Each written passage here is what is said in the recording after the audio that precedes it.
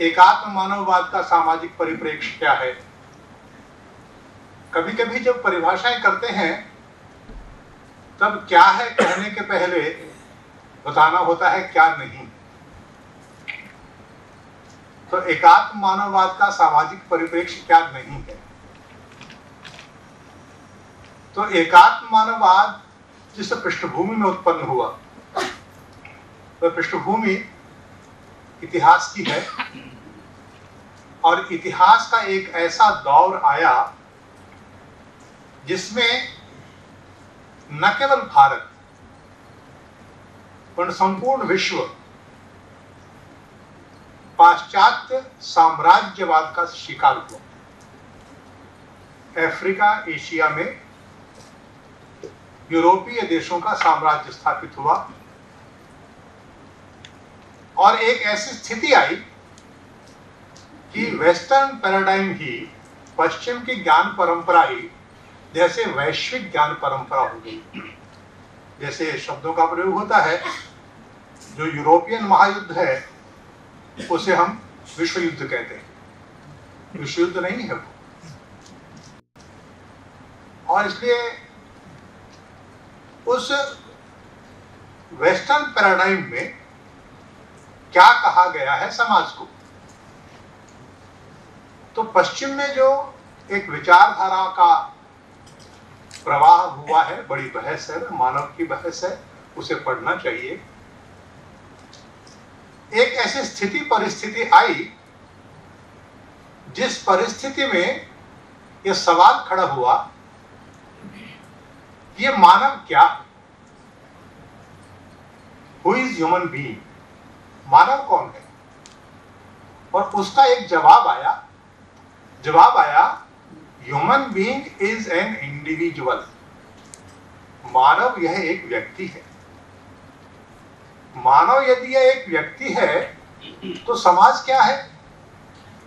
तो उत्तर आया समाज कुछ नहीं है। कुछ नहीं है, समाज तो है, उन्हें है, लेकिन यह तो व्यक्तियों द्वारा आपस में एक समझौता कर लिया गया है। व्यक्ति ने अपने हित में समझौता करके एक कृत्रिम निकाय खड़ी कर ली है, जिसको कहा गया सामाजिक समझौते का सिद्धांत। और समाज यह एक स्वाभाविक इकाई नहीं है, नैसर्गिक इकाई नहीं है, यह एक कृत्रिम इकाई है। और जो नैसर्गिक इकाई है मानव की, वो है इंडिविजुअल, व्यक्ति। तो एक परिप्रेक्ष्य यह है विचारधारा का कि समाज यह एक कृत्रिम इकाई है। समाज व्यक्ति द्वारा निर्मित है। यह कृत्रिम इकाई है, यह निर्मित है, इसका अपना कोई वजूद नहीं है।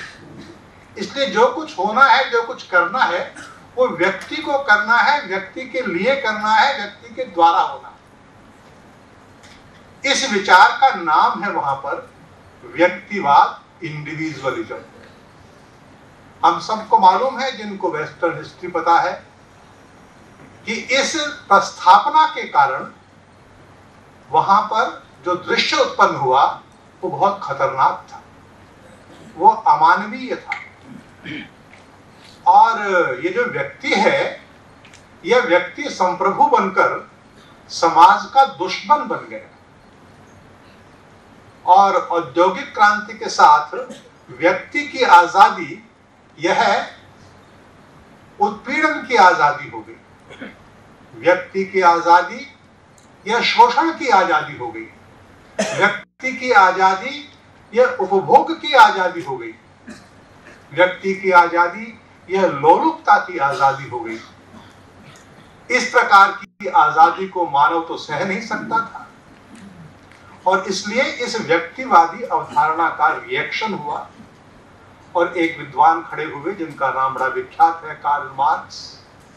उन्होंने कहा गलती हो गई। क्या गलती हो गई? कहा human being is not an individual but society. मानव यह व्यक्ति नहीं वरन समाज है। ये मानव व्यक्ति नहीं और समाज है। इस समाज को हम कैसे पहचाने, इस समाज को हम कैसे जाने? तो उन्होंने कहा कि यह जो समाज है, यह समाज बटा हुआ है। किनमें बटा हुआ है? यह बटा हुआ है शोषकों में और शोषितों में। तो समाज व्यक्ति नहीं बनाते, समाज तो वर्ग बनाते हैं, क्लासेस।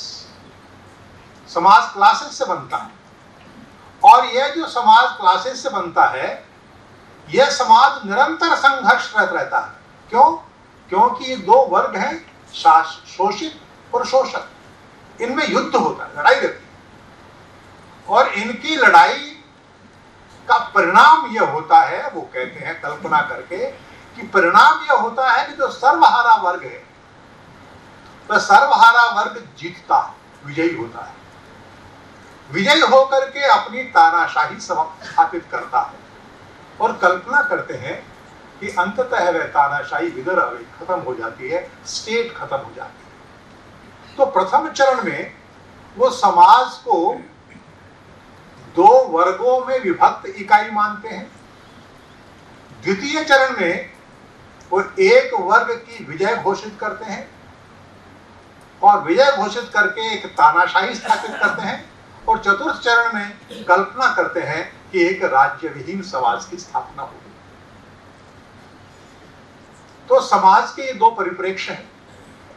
एक परिप्रेक्ष्य व्यक्तिवादी है, जो कहता है समाज एक निर्मित इकाई है, और समाज के लिए नहीं है, समाज व्यक्ति के लिए है। दूसरा परिप्रेक्ष्य है कि व्यक्ति ये तो इकाई है ही नहीं, इंडिविजुअल ये इकाई है ही नहीं, इकाई तो सोसाइटी ही है। तो व्यक्ति क्या है? वो कहते हैं व्यक्ति है समाज रूपी इस बड़ी मशीन, समाज रूपी इस बड़ी मशीन का ऊर्जा है व्यक्ति। क्या महत्ता है इसकी? जब तक ये मशीन में काम देता है तो काम का है, जिस दिन मशीन का काम का ना हो तो उसको साइबेरिया की जेल में भेज दो, वो फिर वो व्यक्ति इसकी कोई जरूरत नहीं। तो एक यह सामाजिक परिप्रेक्ष्य है, व्यक्तिवादी निर्मित समाज की बात करता है, व्यक्ति के लिए बने समाज की बात करता है। दूसरा सामाजिक परिप्रेक्ष्य है जो वर्ग संघर्ष की बात करता है, और एक कल्पना करता है कि कभी न कभी स्थिति ऐसी उत्पन्न होगी कि उसमें से state will be विदर away, state खत्म हो जाएगी। लेकिन वो ये मानता है कि समाज का प्रतिनिधित्व करने वाली संस्था वह सरकार है, और इसलिए अल्टीमेटली समाजवाद के व्यवहार में सरकारवाद बन जाता है। दीनदयाल जी कहते हैं कि समाज की ये धारणाएं,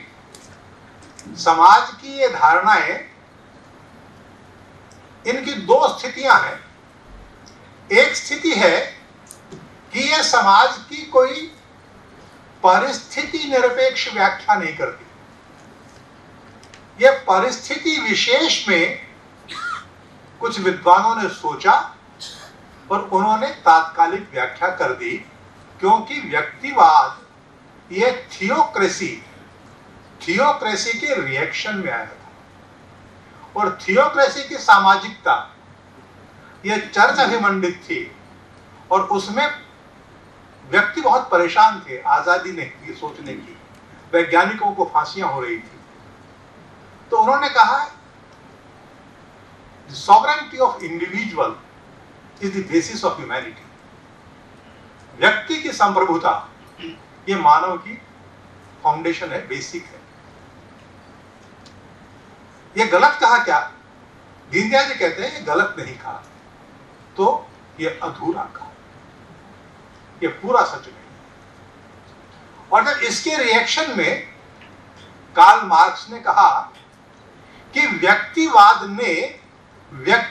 ने समाज को खंडित कर दिया है, समाज की एकात्मता को भंग कर दिया है, और भंग करके उसे दो वर्गों में बांट दिया है।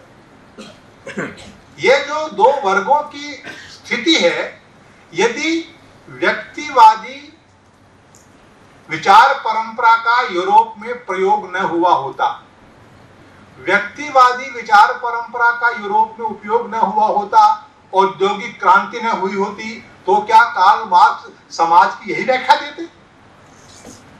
दीनदयाल जी कहते हैं तो ऐसा नहीं देते। तो औद्योगिक क्रांति और व्यक्तिवाद का प्रयोग इस परिस्थिति में से समाज की एक व्याख्या कार्ल मार्क्स ने दी, जो वर्गवादी है, प्रथमतः वर्गवादी है और द्वितीयतः आदर्शवादी है, जिसमें स्टेट विदर अवे हो जाएगा। ये भी गलत है क्या? दीनदयाल जी कहते हैं ये भी गलत नहीं है, यह भी परिस्थिति सापेक्ष है, अधूरी। सच क्या है? सच क्या है? तो भारत की मनीषा ने समाज के बारे में कुछ सोचा, कुछ कहा, और वह यह है कि ये संपूर्ण सृष्टि है, इस संपूर्ण सृष्टि में हमें कुछ लगता है कि हम बनाते हैं, हमें कुछ लगता है कि हम बनाते हैं, पर वस्तुतः हम कुछ नहीं बनाते हैं। सब कुछ बना बनाया होता है, बने बनाए का रूपांतरण होता है। जिस पर मैं खड़ा हूं अभी, यह वृक्ष है, इसका रूपांतरण हो गया है पोडियम में। तो मुझे लगता होगा कि यह पोडियम मैंने बनाया, पर इस पोडियम में जो चीजें लगी हुई है उनका निर्माता मैं नहीं हूं, निसर्ग। तो इसलिए यह बात कि समाज कोई बनाता है, समाज यह कोई कृत्रिम इकाई नहीं है, समाज कोई बनाता नहीं है, समाज तो उत्पन्न होता है। समाज उत्पन्न होता है उस सोसाइटीज को कहते हैं। हम लोगों, जैसे मैं भी पढ़ा हूं, आप भी पढ़े हैं, तो चाहे हम आजाद भारत की संतान हैं, पर आज भी हमारी पढ़ाई तो वेस्टर्न है। जब मैं विद्यार्थी रहा पॉलिटिकल साइंस का, तो पॉलिटिकल साइंस में क्या पढ़ा हमने? तो हमने पढ़ा पॉलिटिकल साइंस में nation, definition of the nation क्या है। तो मैंने राष्ट्र नहीं पढ़ा, नेशन का अनुवाद है राष्ट्र, राष्ट्रीय नेशन का अनुवाद है, और नेशन लैटिन के नेशियो का अनुवाद है। राष्ट्र क्या पढ़ा? राष्ट्र शब्द कैसे उत्पन्न हुआ, राष्ट्र शब्द की व्युत्पत्ति क्या है, और राष्ट्र शब्द भारतीय वांग्मय में कब और कहां उपयोग में लाया गया, ये मेरे पाठ्यक्रम में नहीं। मेरे पाठ्यक्रम में है कि पश्चिम में राष्ट्र की उत्पत्ति क्या हुई, पश्चिम के लोग राष्ट्र को क्या कहते हैं, यूरोप में राष्ट्र राज्य कैसे बना। तो चाहे मैं आजाद भारत संतान हूं, पर मेरी जो शिक्षा हुई है वह वेस्टर्न पैराडाइम की है। हमें जो समाजशास्त्र के विद्यार्थी हैं, समाजशास्त्र के विद्यार्थी होने के बावजूद ये जरूरी नहीं कि उनको मालूम हो कि समाज शब्द की उत्पत्ति कैसे हुई, ये समाज शब्द आया कहां से। तो यह समधन अज है, अज माने उत्पन्न हुआ होता है, जो सम्यक रूप से उत्पन्न हुआ उसे समाज कहते हैं। तो सम्यक असम्यक क्या होता है? तो सम्यक रूप से उत्पन्न हुआ उसे समाज कहते हैं। समाज ये कृत्रिम इकाई नहीं है, समाज कोई बनाता नहीं है, समाज उत्पन्न होता है। उत्पन्न होता है, लेकिन जो चीजें उत्पन्न होती है उसमें क्या कुछ मानवीय कर्म लगता नहीं है? लगता है।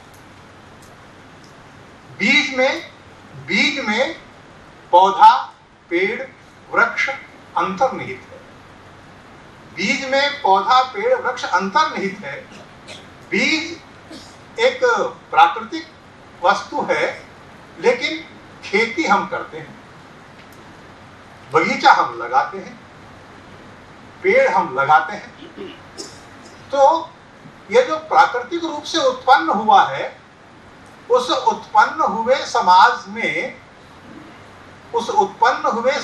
में मानव के लिए कुछ करणीय होता है, कुछ करने के लिए रहता है। वह जो कुछ करता है, उस करने के कारण कभी कभी किसी को लग सकता होगा कि हम बनाते हैं। कुछ शब्दों का प्रयोग भी होता है। हम लोग बोलते हैं नेशनल रिकंस्ट्रक्शन, राष्ट्र का पुनर्निर्माण। तो पहले निर्माण हो गया, फिर पुनर्निर्माण होगा। ये शब्दों का प्रयोग होता है, शब्द से इनका अर्थ निकालना चाहिए। तो भारतवर्ष समाज को एक नैसर्गिक इकाई मानता है, और यह नैसर्गिक इकाई यह व्यक्तियों का सामुच्य नहीं है, यह व्यक्तियों का सामुच्य भी नहीं है, और यह व्यक्तियों से रहित भी नहीं। समाज न व्यक्तियों का सामुच्य है, समाज न व्यक्तियों से रहित है, तो क्या है? तो व्यष्टि और समष्टि जहां एकात्म होती है, वहां मानव समाज के रूप में अपने आप को व्यक्त करता है। व्यष्टि और समष्टि जहां एकात्म होती है, वहां मानव समाज के रूप में अपने आप को व्यक्त करता है। ये कैसे करता है? तो हमारे यहां एक कल्पना की गई है कि जो समाज है, ये समाज पुरुष, तो पुरुष का मतलब स्त्री नहीं, ऐसा नहीं, स्त्री पुरुष प्रयोग करते हैं हम। समाज ये पुरुष है। कौन सा पुरुष है, क्या नाम है इसका? तो इस भारतीय वाङ्मय में इसका नाम है वो विराट पुरुष है। विराट पुरुष है, और भारतवर्ष की समाज रचना में इस विराट पुरुष की क्या भूमिका है? विराट पुरुष स्वयं समाज है, विराट पुरुष स्वयं समाज है, और इस समाज का अपनी ही रचना में क्या रोल है? जैसे मैं खुद व्यक्ति हूं, पर अपने व्यक्तित्व को सुडौल करने में मेरी कुछ भूमिका होती है। मैं व्यायाम करता हूं, तो क्या परिणाम होता है मुझ पर? व्यायाम मैं करता हूं, परिणाम मुझ पर ही होता है। अध्ययन मैं करता हूं, परिणाम मुझ पर ही होता है। तो मैं व्यायाम करके अपने शरीर को साधता हूं, मैं अध्ययन करके अपनी बुद्धि को साधता हूं, मैं ध्यान धारणा करके अपनी आत्मा को साधता हूं। तो मैं अपने व्यक्तित्व के विकास के लिए कुछ करता हूं। जैसे मैं करता हूं, वैसे यह समाज भी करता है। और यह समाज क्या करता है? तो क्या करता है के बारे में भारतीय मनीषा कहती है कि समाज अपनी आवश्यकताओं के अनुरूप व्यक्तित्वों को गढ़ता है। समाज अपनी आवश्यकताओं के अनुरूप व्यक्तित्वों को गढ़ता है। वे आवश्यकताएं क्या हैं?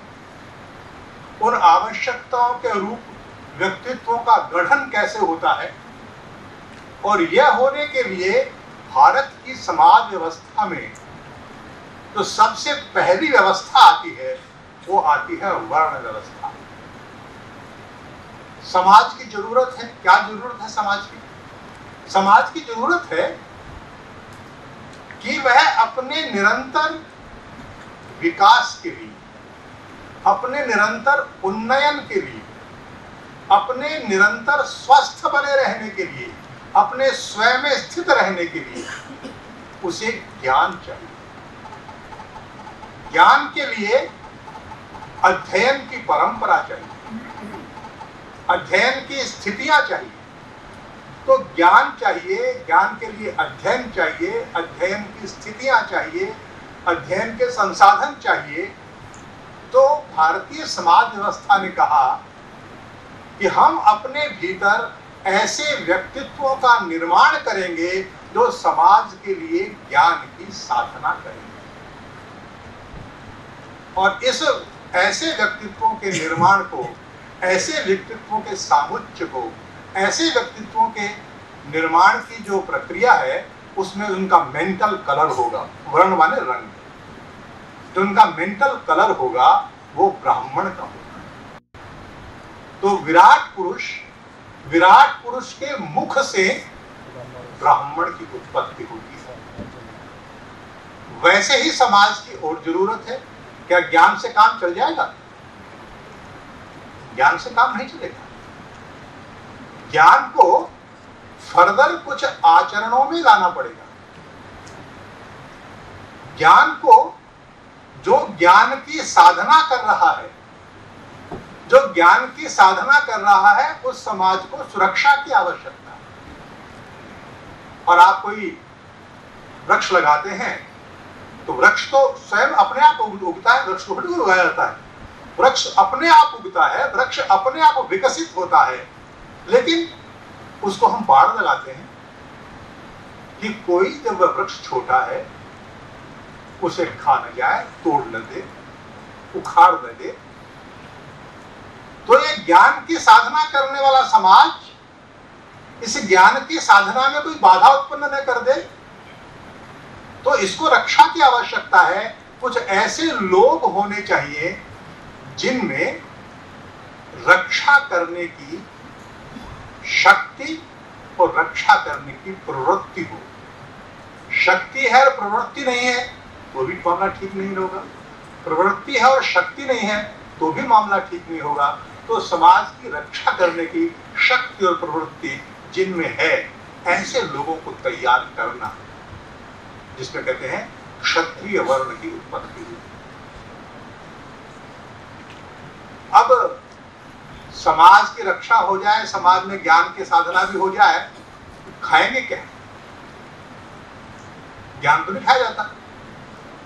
तो फिर ऐसे लोग होने चाहिए जो उत्पादन का काम करें, जो वितरण का काम करें, उत्पादन और वितरण से समाज के उपभोग की संतुष्टि करें।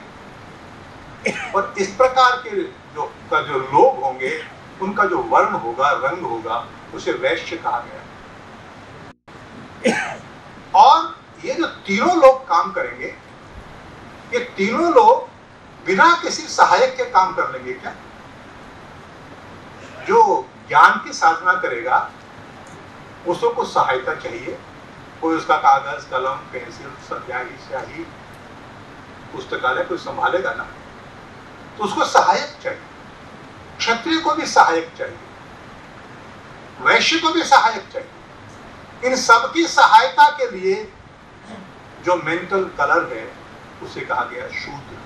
शूद्र और क्षुद्र की तुक मिलती है, शब्द एक से हैं, पर शूद्र क्षुद्र नहीं है। शूद्र विराट पुरुष का वैसा ही अंग है जैसा ब्राह्मण। शूद्र विराट पुरुष का वैसा ही अंग है जैसा क्षत्रिय है। शूद्र विराट पुरुष का वैसा ही अंग है जैसा वैश्य। और विराट पुरुष तो भगवान है। विराट पुरुष तो भगवान है, तो भगवान के स्पर्श, किस भगवान का जो स्पर्श करते हैं तो सर को करते हैं क्या? चरण को करते हैं। और विराट पुरुष के चरणों से शूद्र की उत्पत्ति हुई है। हमारे समाज की यह घोर विकृति है जिसने किसी को अस्पृश्य कहा। यदि स्पर्श करना जरूरी ही है, हालांकि जरूरी नहीं होना चाहिए, यदि स्पर्श करना जरूरी ही है तो चरण का स्पर्श करना चाहिए। अरे ब्राह्मण का नहीं, शूद्र का स्पर्श करना चाहिए। क्यों? क्योंकि वे विराट पुरुष के चरण से उत्पन्न हुआ है। हालांकि जो मैंने बात कही इसमें दोष है। दोष यह है कि मैंने अतीत और वर्तमान में एक ऐसी संगति ला दी जो शायद उतनी उचित नहीं है। डॉक्टर अम्बेडकर पढ़ेंगे आप तो डॉक्टर अम्बेडकर की पुस्तक है शूद्र कोण, और उसमें वो सिद्ध करते हैं कि जो आज के दलित हैं, जो आज के अस्पृश्य हैं, वो वैदिक शूद्र नहीं है। बड़ा ग्रंथ है उनका, वैदिक शूद्र नहीं है। और वो ब्राह्मणों को लांछित करते हैं, ब्राह्मणों पर आरोप लगाते हैं, और वो सही आरोप है। वो आरोप यह है कि विराट पुरुष ने जो एक ड्यूटी ब्राह्मणों को दी थी, वो वह ड्यूटी थी समाज में ज्ञान का प्रसार करना, शिक्षा का प्रसार करना। और औपचारिक रूप से जब कोई भी व्यक्ति शिक्षा प्राप्त करने के योग्य होता था तो उसका उपनयन संस्कार होता था। डॉक्टर अंबेडकर शिकायत करते हैं और कहते हैं कि उस काल के ब्राह्मण अपराधी हैं जिन्होंने एक वर्ग के उपनयन संस्कार की मनाही कर। उपनयन संस्कार की मनाही जिस दिन की गई उस दिन यह अंत्यज पैदा हुआ जो आज हमें दिखाई देता है। वर्ण, वैदिक वर्ण ये का आज का दलित नहीं है, ऐसा डॉक्टर अंबेडकर कहते हैं। अर्थात समाज यह सृष्टि में निसर्ग से पैदा होता है, सम्यक रूप से पैदा होता है। सम्यक रूप क्या है? सम्यक रूप है समाज अपनी जरूरतों को पहचानता है।